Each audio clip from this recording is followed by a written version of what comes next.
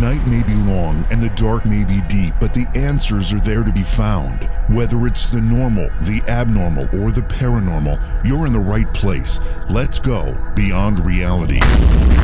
Good evening, good morning, and welcome. It's Beyond Reality Radio. I'm your host, J.V. Johnson. Jason has the night off tonight. Thanks for joining me. Still a little raspy in the voice. I've told you each night this week. I had a big fundraiser over the weekend on Saturday night last weekend. And there was a lot of singing. I played in 3 different bands, and I guess some people would describe it more as screeching than singing, but a lot of noise was coming out of my mouth, and my voice simply hasn't recovered yet.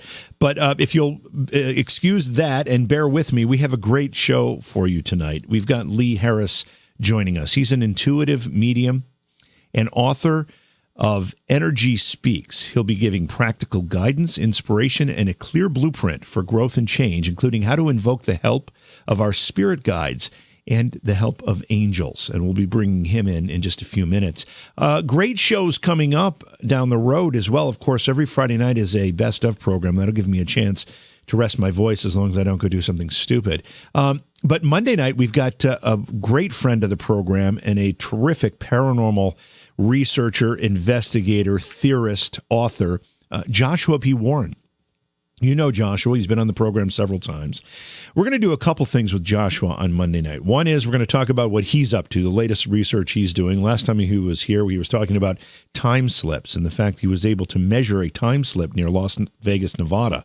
So we'll get an update on that. We'll get an update on his other work. And then if you remember, I think it may have been the first time he was on this program, he sent Jason and I each a wishing machine. In fact, I think it was the inspiration for the Crapco product called the Wish It HD, which if you've listened to this program enough, you know what I'm talking about. But yeah, he sent a wishing machine to both Jason and I, and we have yet to have used them. They've actually gotten quite a bit of dust sitting on a shelf here in the studio. I don't know if Jason is going to be with us or not on Monday night, but what we're going to do is at the end of the show Monday night, I'm going to have Joshua walk me through using the wishing machine. So we'll use it live, and then we'll be able to see what happens.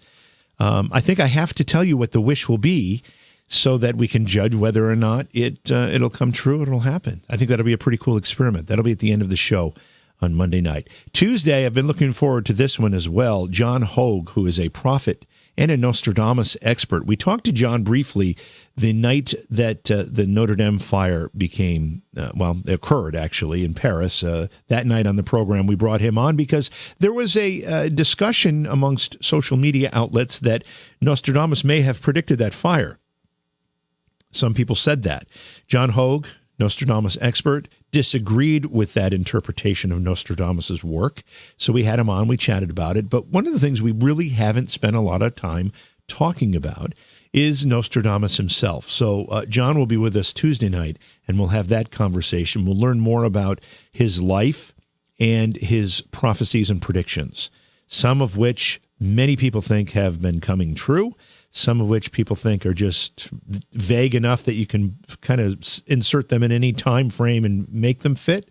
But we'll get John's take on the whole thing when we bring him in to the program Tuesday night. And then Wednesday, I think in their chat room, we had somebody say, we're going to be talking about ghosts. I think we might be doing that Wednesday night. We're going to be talking about a story that's a true account of a couple that was torn apart by paranormal activity. Our guest will be G.L. Davies, and that'll be Wednesday night's program. So a lot of great stuff coming up. In addition to that, please stop by our social media outlets and like and follow and subscribe, whatever you need to do.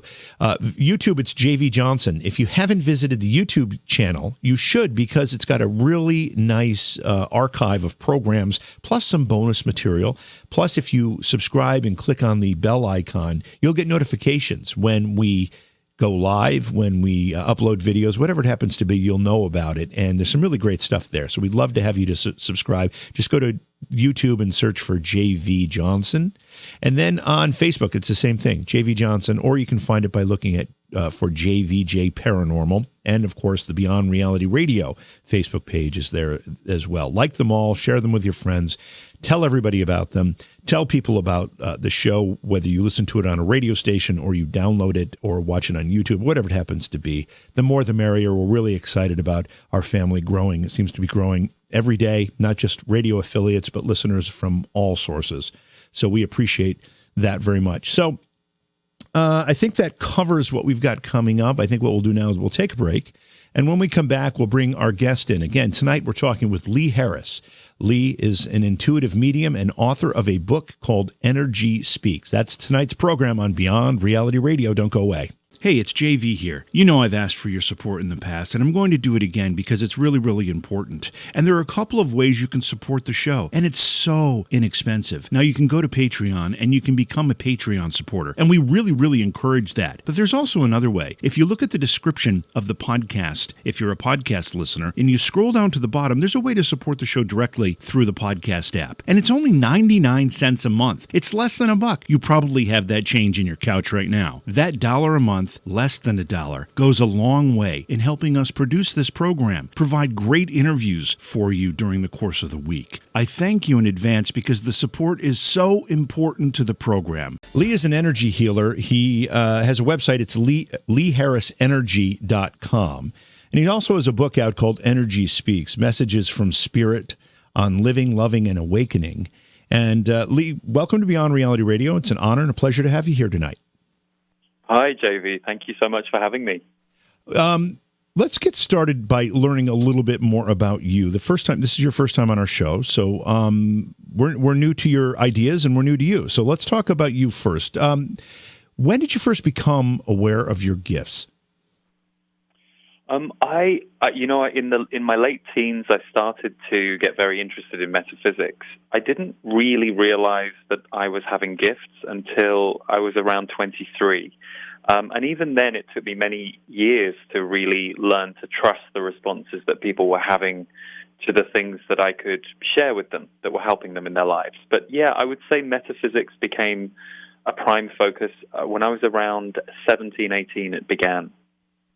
And you say that you were starting to receive messages and you had information for people on how they could better their lives, maybe fix some things within their lives, but you were hesitant to share it in the beginning? Yeah, so I had some very open friends and some friends who I would go to personal growth workshops with. So they were people that I would share these things with. But I also, it's funny, at the time, I didn't really understand exactly what the messages were. So, for example, you and I would be together, we'd be having coffee, you'd be saying to me, this thing's bugging me at work, and I would start to receive sentences and information. And I would give those to you, and you would then go away and come back the next day and go, oh, wow, I applied that. Thank you. That helped. So I was able to receive those messages for myself if I focused my attention or asked a question, but it also very quickly was happening that if I was sat with somebody, I would also start to hear things for them. So that was as much as I knew at the time. I didn't always understand how it was fitting in that person's life, and still to this day, I think this ability really just requires you to be a listener and a translator. You don't necessarily always know what the end result is for someone else. And the messages themselves would come in. Would they just be? You said sentences. Would it just they would pop into your mind, or did you hear them? In what you may consider to be through your auditory senses, your ears, or how do they arrive to you? Yeah, so for me, and we're all different. Everybody has a slightly different intuitive leaning, and for me, it is hearing. So we're talking now, and I could also have a second channel running where I literally hear. I can hear another stream of words coming in from my guides, which is how I've understood it for the past 20 years. So for me, it's very hearing-based, but it is also feeling. The one thing that I noticed was it started with hearing, but the more I got in tune with energy and the more I got in tune with working with people, I would also start to feel things in my body in response to what I was saying that would give me a good sense of what was going for the person emotionally when I was delivering the messages, which is very helpful when your intent is to give someone information that's useful to them without triggering them or pushing them too far too soon, especially when you work as a coach. You always want to meet people where they're at. And so it is hearing information, but when I'm working with people, I also really use my senses to feel how things are lighting them up and whether or not it's going at the right speed for them. Now, the big question is, where are the messages coming from? Yeah, so basically I was on the Underground train in London going to my job at the time in fundraising, and I literally heard this voice, and still to this day, I hear it in the same position to the left of my head, and they basically explained they were my guides. They refer to themselves as a consciousness library. They say they are 88 entities, so they're a big collective. I hear a spokesperson for the group, but it does feel to me like many voices rolled into one. And they are my guides, and I'm connected to them, but they also say that some of them have had lives on Earth, and some have never been in the body.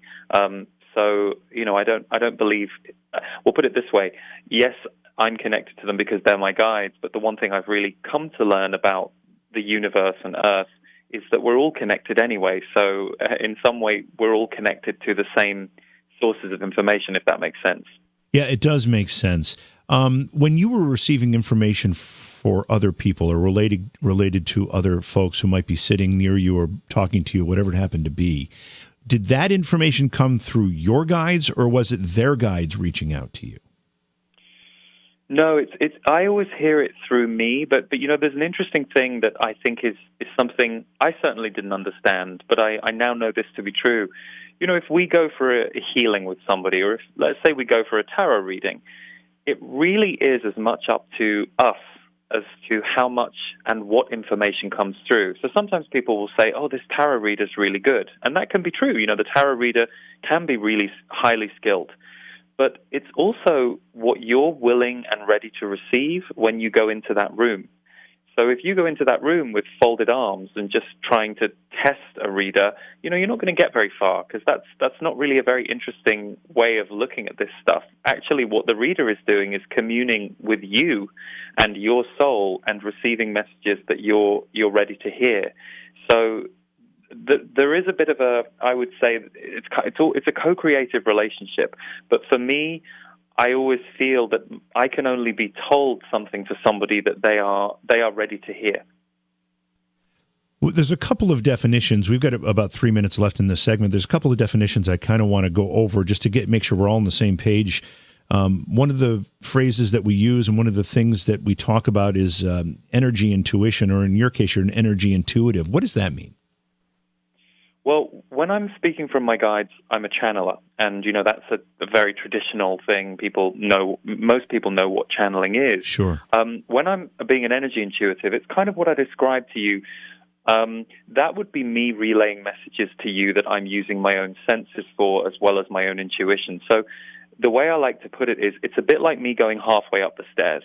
If my guides are sitting at the top of the stairs and they have a very overview perspective that doesn't always take into account, some of the density that we're dealing with, when I'm in energy intuitive mode, I'm kind of going halfway between where we are and the highest point of consciousness that I and we can possibly reach in that conversation.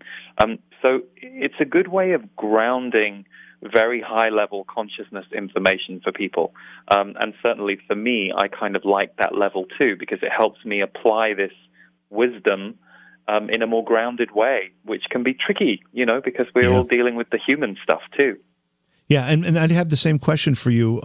What does it mean to be a transformation guide?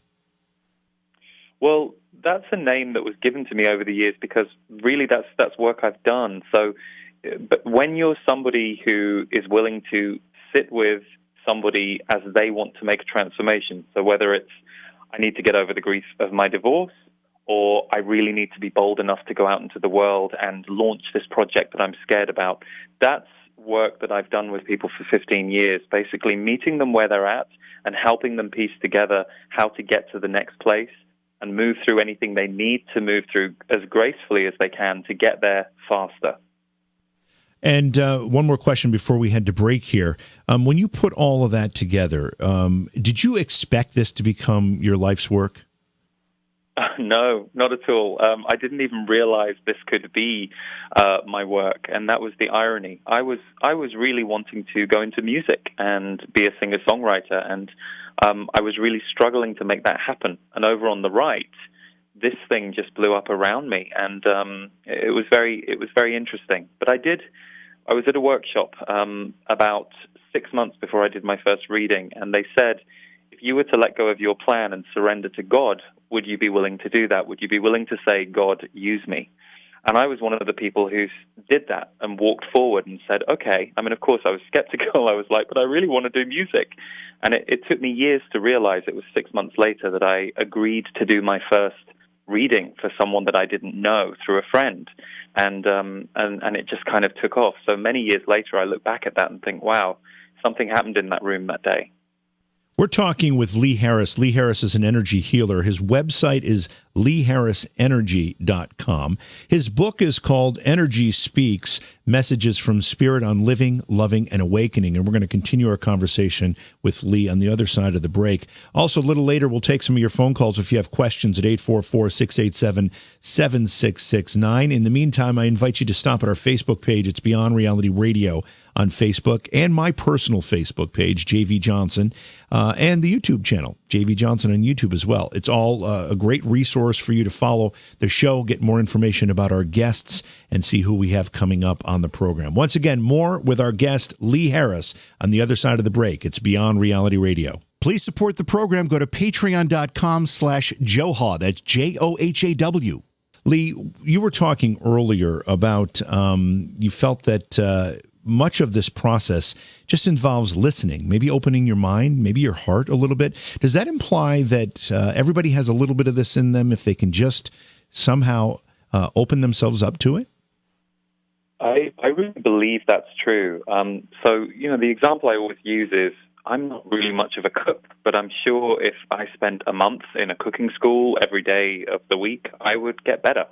It's just when you focus on something and apply yourself. So we're all intuitive and sensory. It's just we've not really been encouraged into that. So one of the things I like to do is to encourage people to sit down with a pen and paper and write down a question. And if you're not quite sure what question to ask, I always say a good one to start with is, what does my soul want me to hear today or want me to know today? And then just write what you hear. And I know that this can seem amorphous and people can go, well, I can't do that. But you'd be amazed. I mean, I've had workshop rooms full of people, and sure, many people in there may have already done it or are not opposed to the idea, but a lot of them look at me horrified when I suggest we're about to do that for 5 minutes. And nobody has ever been unable to do it. So it's often just a case of sitting down and applying yourself and not getting too attached to, well, is this a guide? Is this an angel? The most important thing is that we go beyond our own mind and we go to a place that is a higher source of wisdom. So whether you think it's God or a guide or just the highest part of your own soul, start opening up to that conversation. And the more you practice it, you'll be surprised what will continue to come through.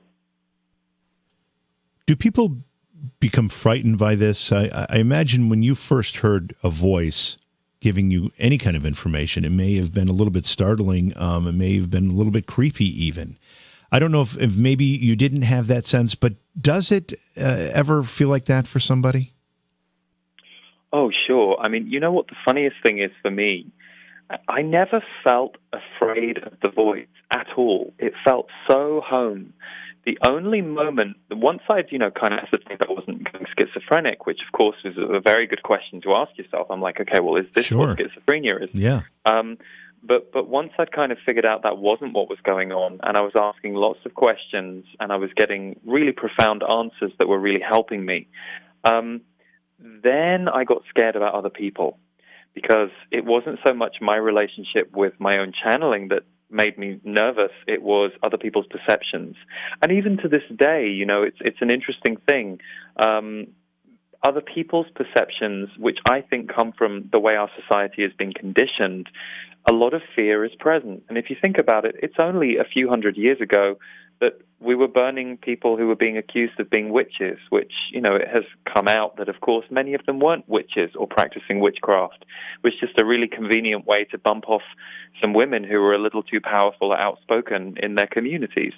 And people believed it. So I think that religion definitely has something to answer for, where we're so afraid to connect with a higher power. And I know ministers and pastors who are wonderful and are very all-inclusive and are very much wanting people to have their own connection to spirit. And then I've also, along the way, seen and heard some horror stories of people who are very damning of other people's connection to a higher power unless they are going through the church or this God or so I think it's very wired into our society to be skeptical, suspicious, and afraid. And I think that has been wired into our society for a long time. So it's quite natural to come up against some fear and concern, especially when you look at horror movies that are out there and people's fear that if you can open up to spirits, that there's going to be a lot of demons and bad spirits.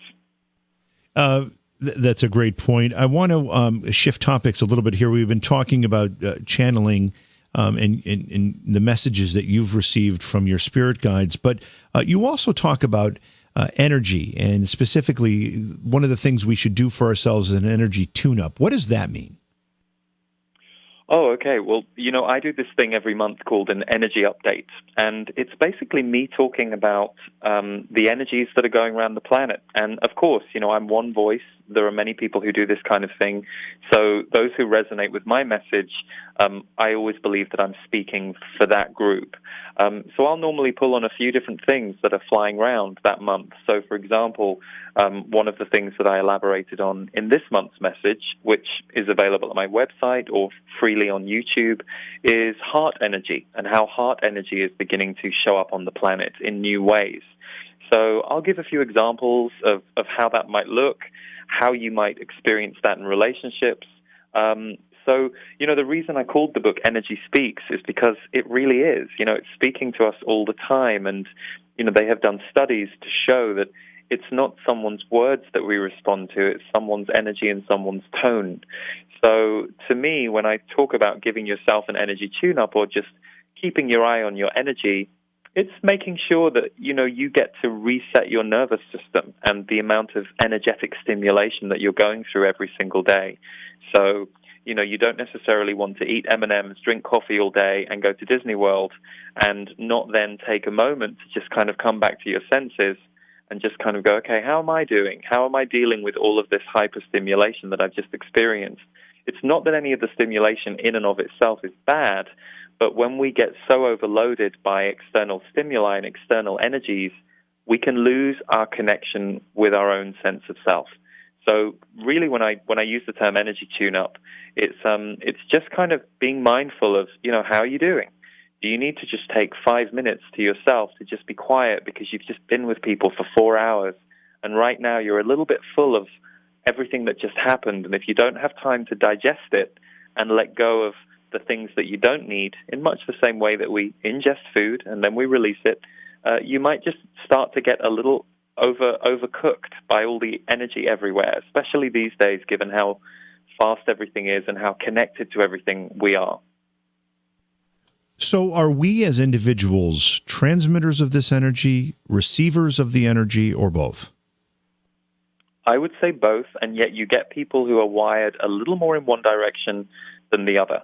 So, there are those people who are generators. They come into a room and they generate great energy, and they're the person that we all want to go and stand by. And if that person is tuning up their own energy and kind of keeping an eye on themselves and sustaining their energy and replenishing themselves, they'll be good. But sometimes those generators need to then be alone for long periods of time. Performers are often wired this way. The ability to extend your energy to lots of people and connect to lots of people, and then to balance that and restore it, there is a need to then be quiet and be small in order to balance it out.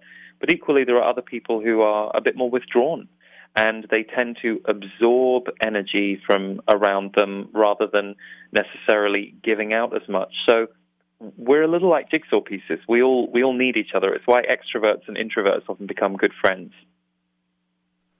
When we talk about this energy and the need to reset, as you said, maybe reset your nervous system, whatever it happens to be, to kind of pull back and regroup, whether it's emotionally, physically, all of the above, what are the symptoms that someone might exhibit or experience that would suggest they need to do this for themselves?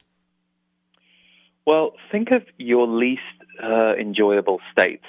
So for me, I'll give you an example. I know I don't enjoy feeling wired. Like, I know when I'm getting a little overstimulated. I've either been working for too long, I've been involved with too many people for too long. I start to lose a feeling of my own heart. I start to feel a little bit like I'm running to keep up with the bus rather than walking through my own life. And, I used to live that way a lot. I mean, I had many years of burning out until I learned that lesson the hard way. So now I know that if I'm beginning to feel a little out of my heart, a little out of my ability to stop and smell the roses along the way, that's a way I no longer want to be. So I just dial it back a little. For someone else, it might show up differently. It might be that you're getting very irritated with someone in your life or with something in your life. And that's a message. That's sometimes people are like, I'm just irritated. And it's like, great. Let's look at why. Let's backtrack.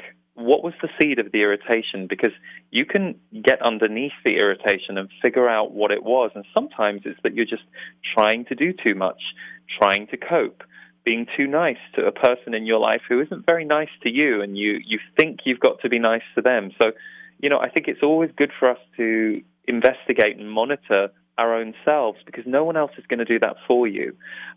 Nobody else, and unless you're young and you've got a really good parent who's keeping their eye on your ups and downs. When we become adults, we have to parent ourselves every day. And so just keeping an eye on, am I feeling good right now? Or am I feeling stressed, overwhelmed? And in those moments of stress and overwhelm, knowing that even just taking 5 minutes, just a few times a day, where you go, I just need to stop. I just need to go and sit in my car by myself. I just need to look out the window at this tree and not look at my phone for 3 minutes. You will reset yourself quickly if you get in the habit of doing it. But too often we think that we have to keep running on the treadmill because we're running on a nervous energy that isn't really our center. It's an electrical energy that we've become consumed with and has often been inflicted on us by the outside world, and we're not knowing how to process it. We're not knowing how to reset ourselves within it. So we become that electrical and electrified, and usually that doesn't feel so good to most of us. And Lee, this kind of takes us back to what we were speaking about originally in this discussion, and that's channeling. But who are the Z's? Tell us about them. Well, when I first asked that question, I was like, are you angels? Are you humans? Are you, ETs? What are you? And they basically said we're a conglomerate. So they said we're a collective. We're a voice of galactic source. They said many of us have been incarnate as human before. Some of us are from the angelic realm. Some of us are more universal. So they've given me names, which the lead spokesperson, they said, well, the name we would humorously give you, because they said we don't really have names the way you know names to be.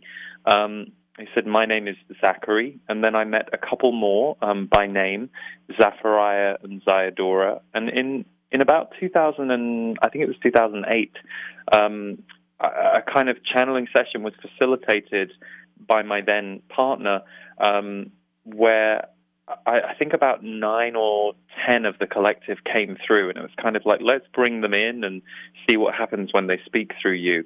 And the thing that I always remember is 2 of the angelics came through, and they really didn't like Earth. Like, I specifically remember them saying, this place is so dark. I want to get out the body. It was very interesting to me because I'd worked with a lot of clients at that point who I'd met quite a few deeply sensitive people who I'd identified as very angelic. We're all connected to angelic energy, but some people have a really high amount of it. And it made a lot of sense to me that when the angelics came into my body and got to kind of look around and be at this level of reality, they found the Earth tricky and very dense. And so basically the Z's to me I've always kind of seen them as travelers, and at one point they said that. They said we are energetics who travel rather than being a fixed energy, like occasionally you think of Darryl Anka, who channels Bashar, or some people say I'm channeling Archangel Michael. This is a group, and they're quite lively as a group. You said a conglomerate was the word you used, but you also said there were 88 of them. Is that the number? Yeah, that was the number they gave me. They said we are 88 in number, and we then extend wider into source. And when I said, well, what does that mean? And they said, well, think of your connections to each other as human beings. Those family members and friends that you have that have touched your life and have influenced you, you've become part of them. So, one way to look at this is when someone you really love and are close to, especially if it happens that it's your parent or a child, when they pass over, a lot of people will say, I feel like I became them a little bit more. And so the Z's explained, we are a group of 88 entities, but our boundaries are not as strong as the boundary of the human body. So they said we extend wider into source, meaning they can become one with everything, which is why they refer to themselves as a consciousness library. So in a way, the beings I channel are also channelers, meaning it's a hall of mirrors. So it's I wish I could sit here and say, oh yes, it's one angel and this is their name, but it's the more questions I've asked them, the more it's given me interesting insights into the nature of energy itself. Does the number 88 have a significance? I mean, after all this time that you've been communicating with them, I don't know if this is a question you've ever asked them, or if it's something that maybe you've come across in some spiritual teachings or something, but is 88 significant in any way other than keys on a piano? Well, what's funny? Someone told me, and someone just said recently when I was doing an interview, and they said, and there's 88 constellations. Was it 88 constellations, they said? And I'd never heard that before. And I thought, that's interesting, because they often speak about that we're all stars in human form. That's what they say about us as human beings. They say you're all stars in human form. And they bring that message into their messages a lot. So, but the keys on the piano is one, I guess. The only thing that I've personally noticed is the 88 number and 888 and 48 is a number that I see over and over again ever since I've met them. So that's the only thing that I've noticed personally about that number and the significance of it. And with the minute we have here before we have to go to our next break, you mentioned religion a little bit in this conversation, but as you've learned more about the Z's or you've just done more of this kind of work, do you see a religious connection? When I ask that question, I mean, there are many religions around the world. Many people have beliefs, but I've often thought that maybe all of those things actually go to the same place and are actually the same beings just presenting themselves in different ways to different people. Do you sense any of that? Oh, I so think it's all connected. I really do. And I think one of the heartbreaking things about religion on our planet, I think, is that so much of it has been doctored and controlled by people on Earth who wanted to use it for controlling purposes. If you actually strip back all religions from any dogma or any judgment, the messages are the same, and oneness really is the core. So to me, it's all completely connected, and I think it's dangerous for us to not understand that. I think that's what causes separation and division, and the continuation of war, which we know, is one of the most devastating things on our planet. Yeah, for sure. All right, we're going to continue our conversation with Lee Harris on the other side of the break. We'll also open up the phone lines for some phone calls for questions. If you want to join us in that discussion, it's Beyond Reality Radio.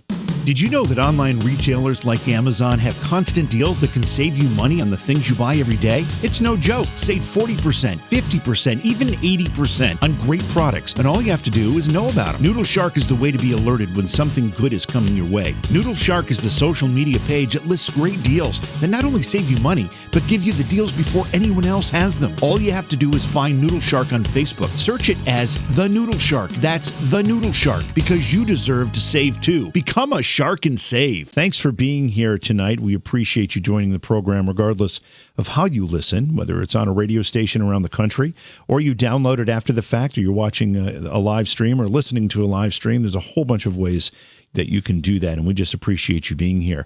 We are talking tonight with Lee Harris. Lee is an energy healer. His website is leeharrisenergy.com, and his book is called Energy Speaks, Messages from Spirit on Living, Loving, and Awakening, and we're talking about all that tonight. We'll also take your questions. We're not doing readings tonight, but we will take your questions at 844-687-7669. Lee, before we get there, though, you did mention that you might be able to do or would offer to do a channeling session for us a little bit later in the program. How does that work? Well, literally, I will just start channeling the Z's, and they will deliver a message. And usually when I do a message at the end of a show like this, it's normally about 5-10 minutes long, and I never know what it's going to be, but it's usually relevant to either what we've been talking about or what the Z's think might be a good conversation for the listeners. And is there anything we need to do to prepare for that, or do you just do it? No, you just give me about 20 seconds. Just give me a warning, okay. Just to be quiet for a moment and just, let my own brain subside a little bit so that they can come through. Okay, all right. Well, we'll do that at the last segment that we have with you a little bit later this hour. I do know as well from looking through your website that you have a lot of different things you offer. This is probably a good opportunity for mention some of the things that you do. You've got courses, you've got events, and then you have a team. And if you want to mention anybody on the team, feel free to do that as well. Yeah, I'm very lucky. I mean, when I started 15 years ago, I was just doing readings part-time, and now I work with a team of 10 every month, and we create the content that goes out into the world. So everything from free content, free videos, free audios that go out through to courses. I have a members club for people who want to take a monthly deep dive with me in my work every month. There are so many different things we do, but yeah, I have a great team, and they're all over the world, and they include creatives and people who help me run the website. Yeah, it's a really great little family, actually. All right, let's quickly take a listener call here. This is Jackie in Niagara Falls. Jackie, welcome to the program. You're on with Lee Harris. You have a question for us? Hi, yes, I do. Do you ever do speaking engagements where you come out and... I'm sorry, can you... I do. Okay. Speaking engagements, yeah, I do. I actually, I will be in Denver on June the 8th, and I will be doing an event for Coast to Coast AM in LA in July. So yeah, I will. I do speaking engagements at other people's events, and I sometimes have my own too. You get to the East Coast? Not this year, I don't think. Last year, yes. So yeah, it just depends on how many things I have going on, but I'm always open. I love the East Coast. Great. Your website sounds fantastic, so thank you. Jackie, thank you for the phone call. Yeah, thank you very much. And again, Lee, all that information, your appearances, your events, your schedules, whatever, it's all on the website, right? Absolutely. Everything is there. All right. So let's talk a little bit more about the book. What made you decide to write it? Because the other book I was writing wasn't working. And it was so funny. I had this other book that was going to be in my voice, and it coincided with a year that I went on tour, and I did about 48 different dates around the world in about 6 different countries that year, I think, in different cities. And everywhere I went, everybody would tell me about the books I had self-published. I'd self-published 2 books in 2012 and 2014, and they were channeled books. And they said, I love the book, and I open it every night. So I decided to take those 2 out of print, take a few of the best chapters of each of those, add 8 new chapters, and re-edit the whole thing. And I went to the publisher with the proposal, and they loved it. So that's how we ended up with a mostly channeled book, actually, because people who had already got the original self-published versions told me how much they enjoyed and used them. The book is referred to as a blueprint for growth and change. What kind of growth and change? Well, it's interesting because I feel like the book is is something that I probably will be growing into all my life, because the way that they speak about all of these areas, they take you through the energetic truth of relationships, the energetic truth of sex and sexual energy, the energetic truth of money and abundance and receiving. The list goes on, and how we express ourselves and how we are creative and what is self-love. So I feel like this map that they give of all of these different areas, the reason that we assembled these specific chapters and made the book quite lengthy was because I wanted it to really cover an area that would, if you apply the knowledge and some of the exercises in the book, you would start to have openings in these areas, and they would have a kind of a domino effect on your life. So these are some of the areas I've been called to teach on by other people the most in the last 15 years. And they're really just areas that I feel underpin our daily life. The first chapter of Energy Speaks is called "You Are a Light Keeper." A light worker. What is a light worker, and how can somebody tell if they're one? I'd never heard of this term, but the Z's kept bringing it up. So eventually I realized it was a term because people out there in the world were talking about it. Someone who brings light to the room is a light worker. So to me, it's the nurse that does your blood draw when you have to go and have your blood drawn, and she's just very kind if you're a bit nervous sitting there before the needle goes in. So to me, I feel like light workers are everywhere, but there are a certain group who identify with that term, and it's somebody who feels they're here to help raise consciousness. So, for example, a doctor is here to help heal people's bodies. A chef is here to help give people nutrition.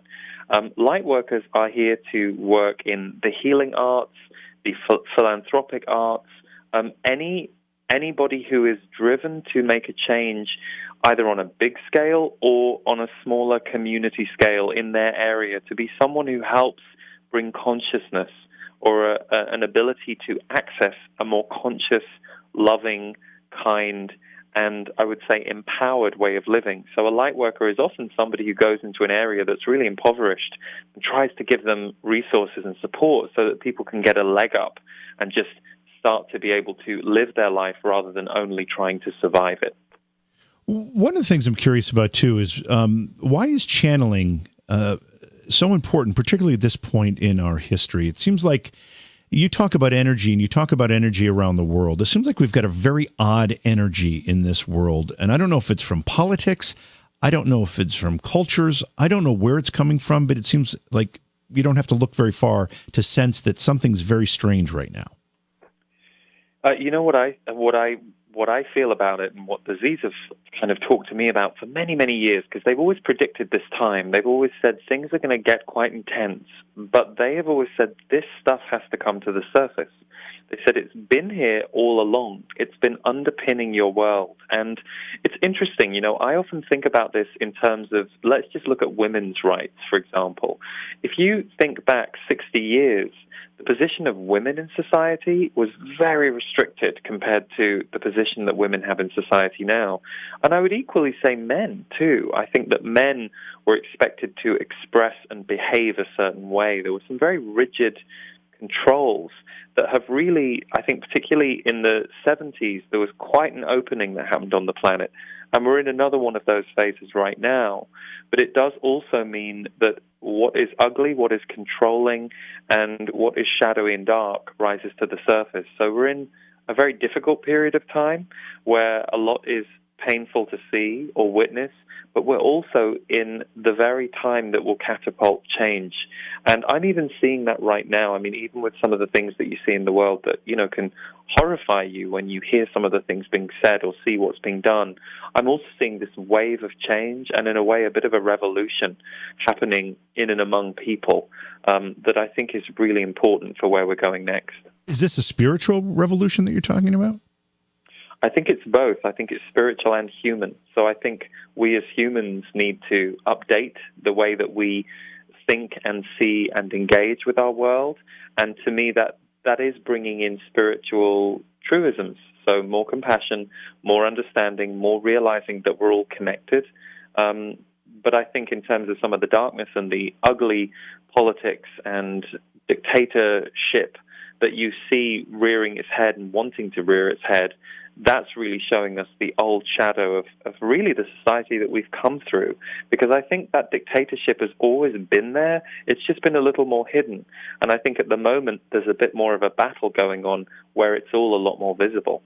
You know, one of the things we touched on a little bit earlier, as well as other folks that have some of these sensitivities, consider themselves empaths, or don't even recognize that they have them, but know something's going on. What kind of words of encouragement do you give folks like that? Well, you know, as a kid, I didn't understand that about myself, and I turned on myself. I really became quite destructive toward myself, and mainly focused that through eating. So, you know, I was taken to Weight Watchers age 10, you know, and then all through my teens had real problems with eating, and then developed an eating disorder. So I think if you hear me say that, and you identify, and you think there's some areas in your life that you can see that you're suffering, really uncovering and exploring your sensitivity and your expression of your sensitivity is going to be really important.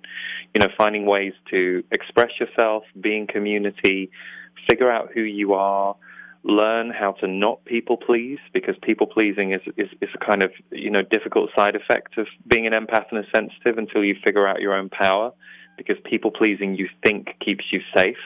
But actually it doesn't. It kind of, you know, turns around and hits you in the face at the same time. So I always say that, you know when something's off in your life, and the one person who can really give yourself the time to fix it and the focus is you. And the day that you kind of really go for that, that's the day that things start to change. I know there are folks who have called the program before when we've had other empaths on the show, and they say that you know, sometimes they just don't know how to handle it. In fact, they don't know how to turn it off, and not being able to turn it off means that it's constantly either they're constantly receiving messages, or there's an energy and maybe even a nervousness associated with it. Do you have the ability to turn it off? And if so, can you offer some guidance how other folks might be able to turn it off? Yeah, you know, what happened for me that was really clear was as soon as I started doing readings for the public and started to offer it as a service, I stopped being stalked by messages. Now, I'm not saying that happens for everybody, and I'm not saying that doesn't mean I might not still be sitting with you at coffee one day and, you know, something comes into my mind. But sometimes this kind of goes back to expression. When there is something wanting to come through you, you need to find a way to express it. That doesn't mean everybody has to become, you know, an intuitive for other people. That won't be everyone's path. But you have to find a way to let it out. Otherwise, you feel haunted by it.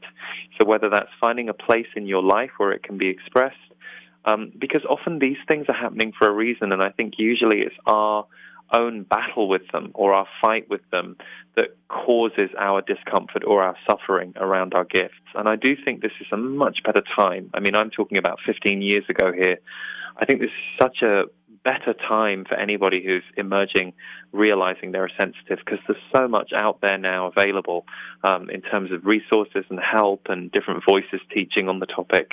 But I would say find ways to express what wants to come through you. And for me, it's more about changing my focus. It's not that I try and turn it off. It's that I now know when am I focusing on the big messages and when am I focusing on doing the washing up or going to the grocery store, and knowing how to move in and out of the small and the big is something I had to learn. And it took me several years, but I made it a focus. And that's why I say, make a decision that you're going to figure this out and be willing to give it a year or 2 years or 3 years, however long it takes, but that you're going to be open to continually learning and receiving help from the universe to figure out how you can become more balanced, because I promise you can. If you had to sum up the book in a couple of sentences, in other words, if someone was to buy it, what would you want them to come away with, and what would be the reason for them to buy it? Is this self-help? Is this improvement? Is it all of the above? Well, you know, I kind of believe that we only buy things when we feel we want them anyway. So I wouldn't dare to say why someone should buy the book, because I feel that would be a personal choice for them and whether Sure. they feel it.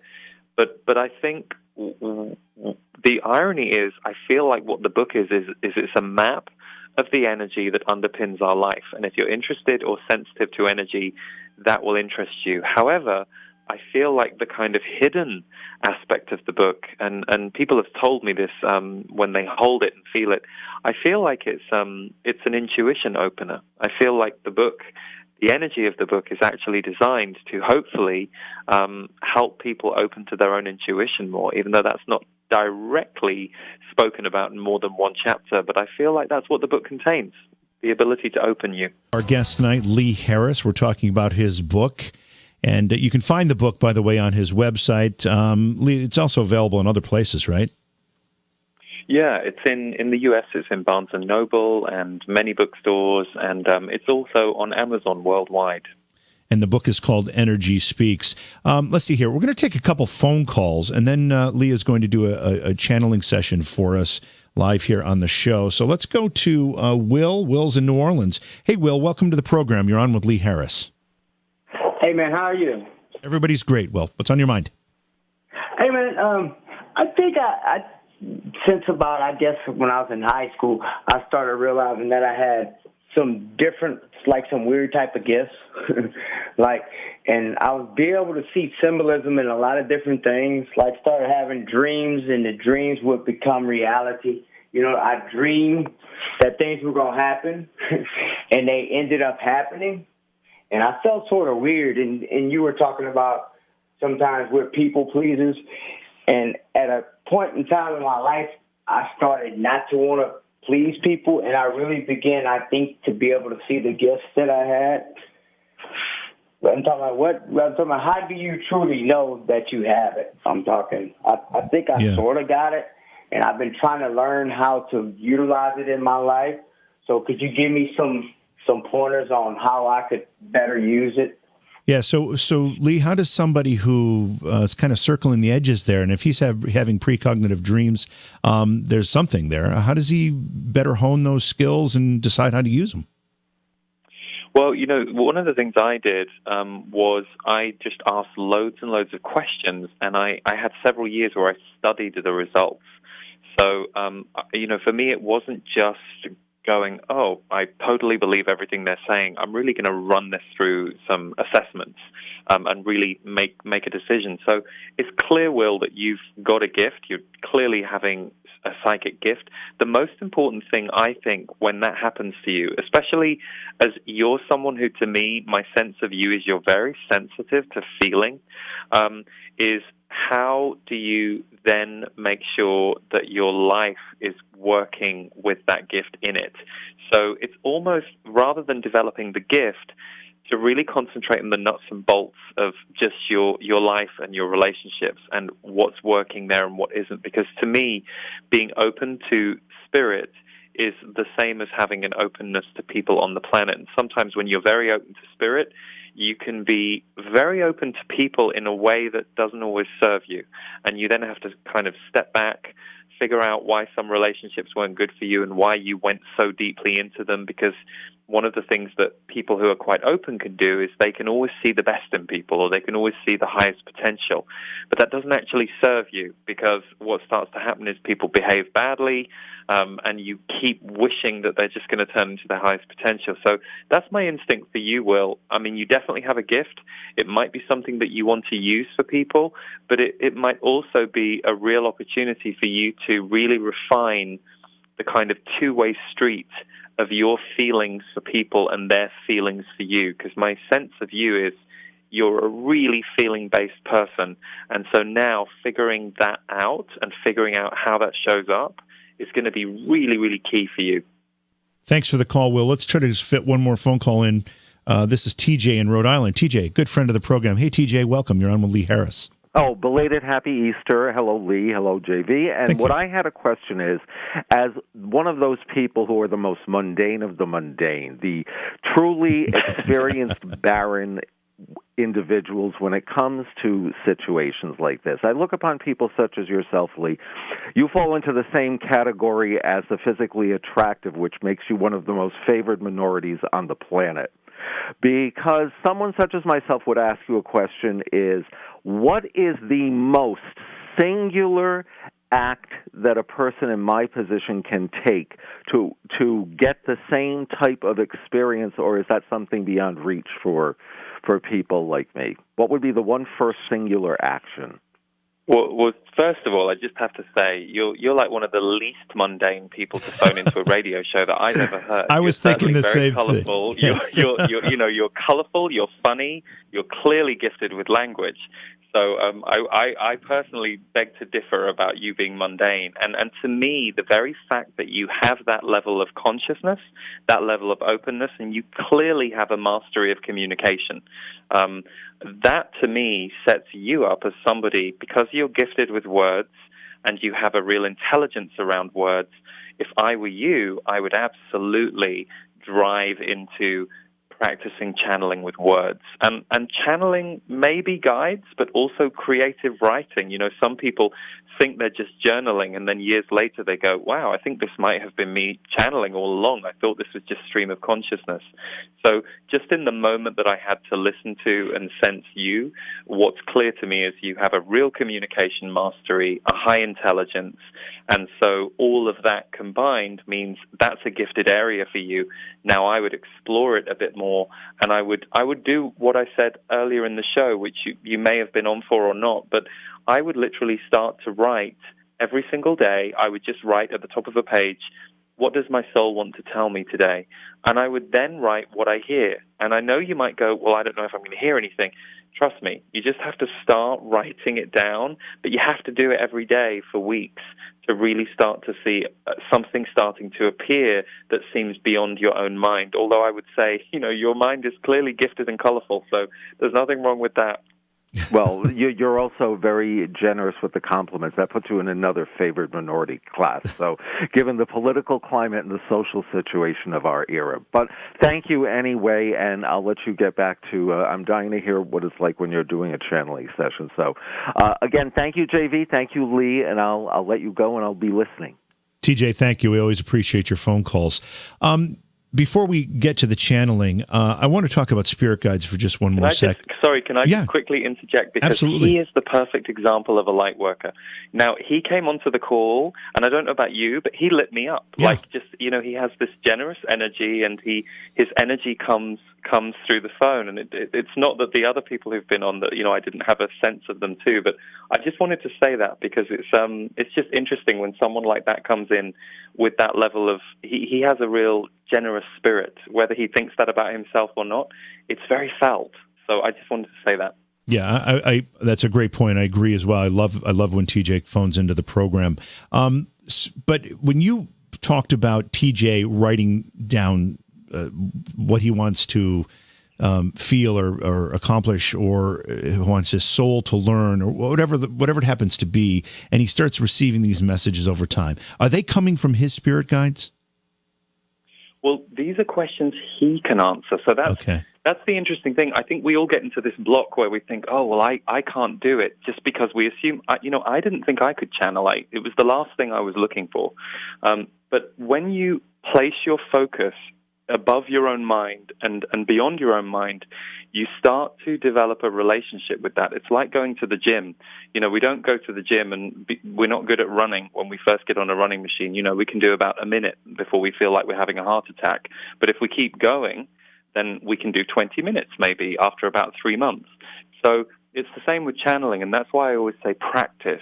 Some people give up when they don't see lights the first day, and I'm like, no, channeling is actually a practical act. I think sometimes because we see it as spiritual, we think that we've got to be donked on the head by something from the sky. But my argument is, the Z's speak to me not that often. Like, they will talk to me occasionally when I'm not talking to them, but most of the time it's me starting a conversation with them, me placing my focus to them, and then the dialogue begins. So I always try and remind people, channeling is a doing act. It's not just you receiving something that you're completely invaded by. It's you being willing to have that conversation and place your focus on your soul self or something beyond you, whether it's a guide, whether it's your own higher self, whether it's God, whatever it is, it's something that's higher than your earthly mind.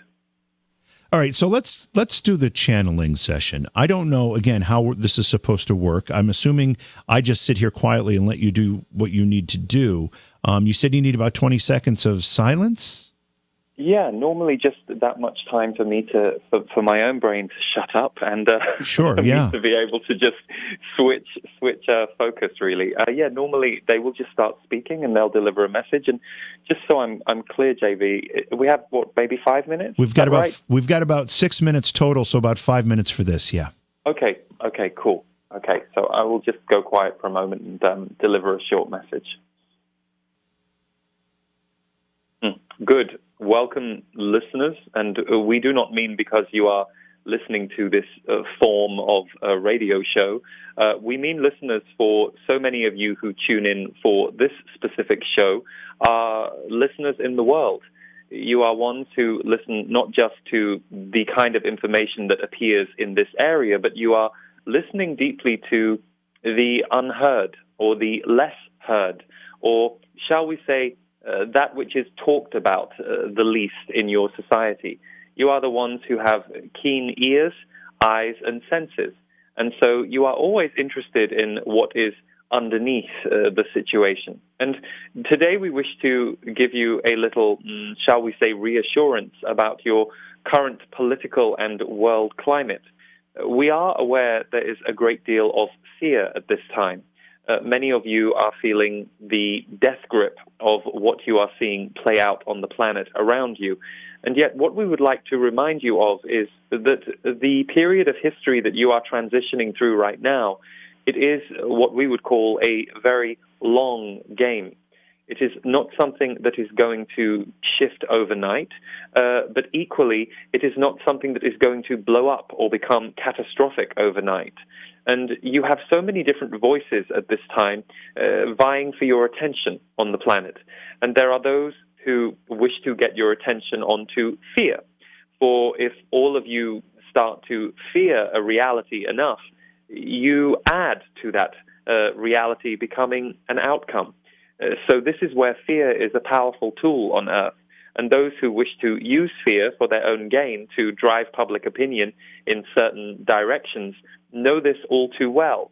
Why do you think this thing called the news on your planet is 95% bad news, and yet it is where all of you are asked to put your attention every day?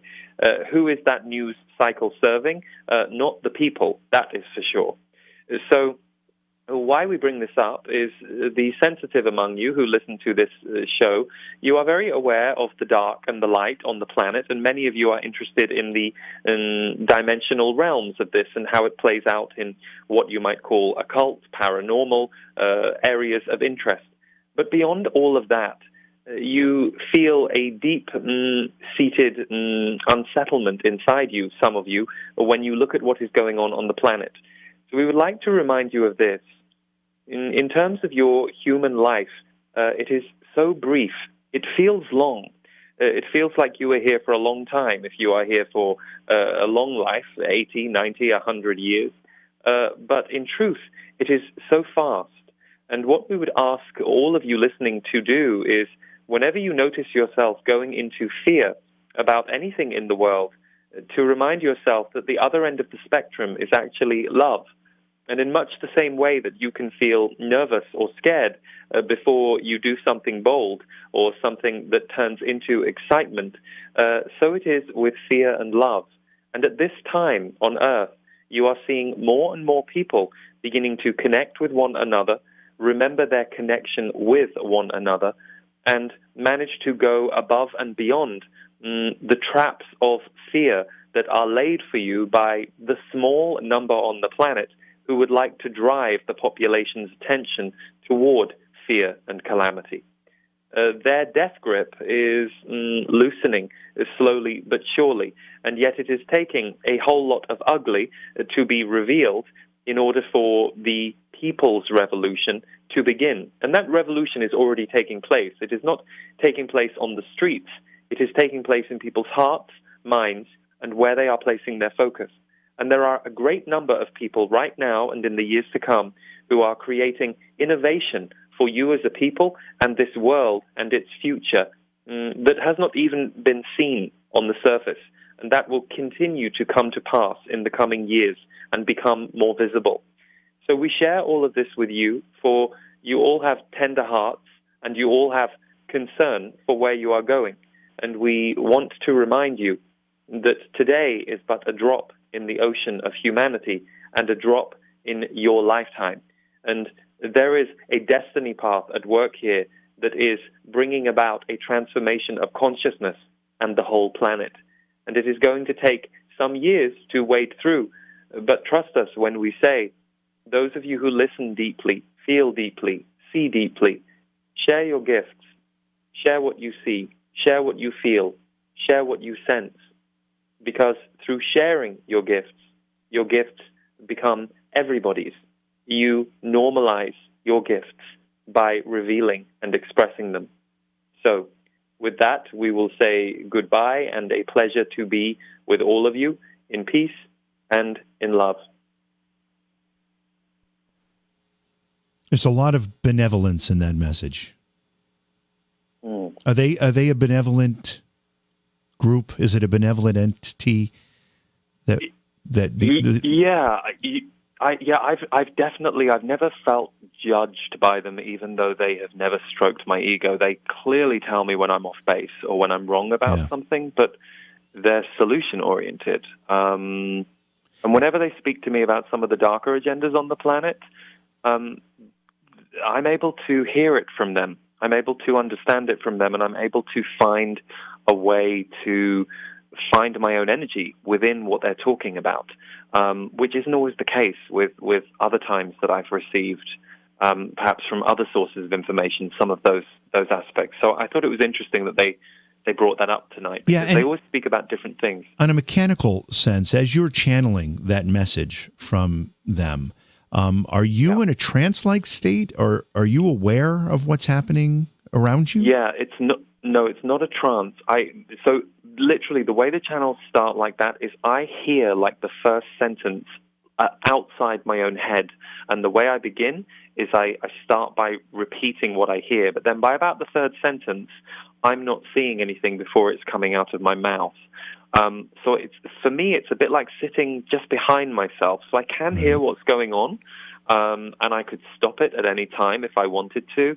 But no, it's not a full-out trance. But I tend to forget what was said afterwards, because it comes through faster than my own brain can kind of keep up with, and especially because they use language and perspectives that aren't my own a lot of the time. Yeah.